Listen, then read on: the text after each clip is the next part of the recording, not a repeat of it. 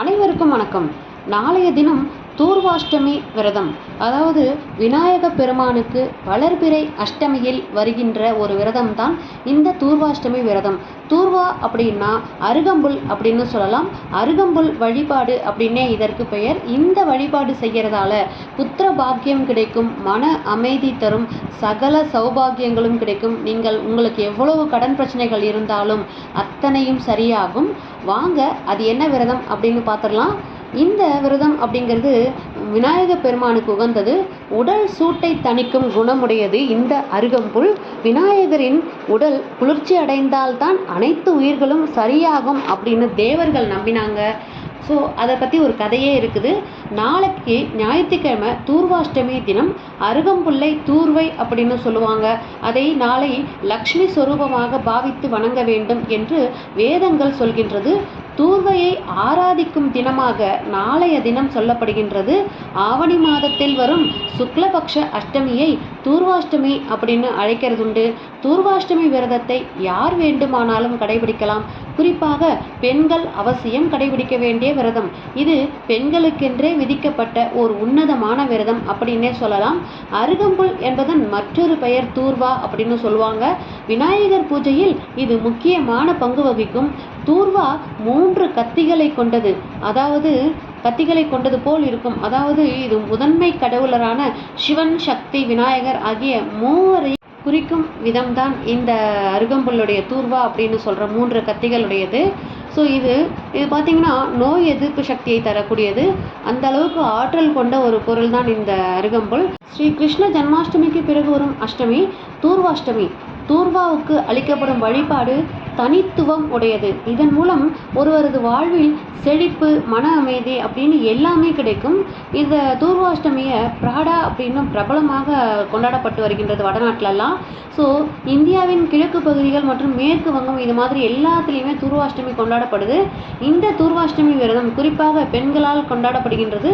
சூரிய உதயத்துக்கு முன்பாக பெண்கள் எழுந்து குளித்து முடிச்சுட்டு புதிய ஆடையை அணிஞ்சிக்கிட்டு, அதாவது புதிய ஆடை சுத்தம் செஞ்சுட்டு அதை அணிஞ்சிக்கிட்டு அருகம்புல்லை பூஜை அறையில் வச்சு தட்டில் சுவாமிக்கு மலர்களை தூவி ஸ்லோகம் சொல்லி வழிபடுவாங்க. சிவன் மற்றும் விநாயகரை அந்த அன்னைக்கு வழிபடுறது வழக்கம். இந்த அருகம்புல்லை மகாவிஷ்ணுவின் கைகளில் இருந்து விழுந்த சில முடிகள் எனவும், சமுத்திர மந்தனுக்கு பிறகு தேவர்களும் அசுரர்களும் அமிர்தத்தை எடுத்து செல்கையில் ஒரு சில துளிகள் தூர்வா புல் மீது விழுந்ததாகவும் நம்பப்படுகிறது. முழு மனதுடன் பூஜை செய்ய வரும் தடைகள் நீங்கி குழந்தை பாக்கியம் பெற்று வாழ்க்கையில் மன அமைதி உண்டாகி மகிழ்ச்சி பெருகும் அப்படின்னும் சாஸ்திரங்களில் சொல்லப்பட்டிருக்கு. அனலாசுரன் என்கின்ற அரக்கன் பூமிக்கு முதலில் எதை பார்த்தாலும் யாரை பார்த்தாலும் சாப்பிட்ட பிறகு தேவலோகம் சென்றான். தேவர்கள் பயந்து மகாவிஷ்ணுவை தஞ்சமடைய விநாயகரால் மட்டுமே அவர்களை காப்பாற்ற முடியும் என அவர்கள் கூறவும் அவ்வாறே அவர்கள் செய்தனர். விநாயக பெருமான் அனலாசுரனை விட பிரம்மாண்ட வடிவமெடுத்து அசுரனை பிடித்து விழுங்கிவிட விநாயகரின் வயிறு வெப்பத்தால் நிறைந்தது. அந்த எரிச்சல் தேவர்கள் மற்றும் உலக உயிர்கள் அனைத்தின் வயிற்றிலும் எரிய ஆரம்பித்தது.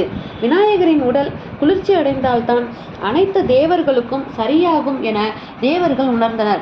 இதனால் இந்திரன், சந்திரன் ஆகியோர் விநாயகரின் தலையில் அமிர்தத்தை விட்ட போதும், மகாவிஷ்ணு விநாயகரை தாமரை மலரால் அர்ச்சித்த போதும் பலன் அளிக்கவில்லை.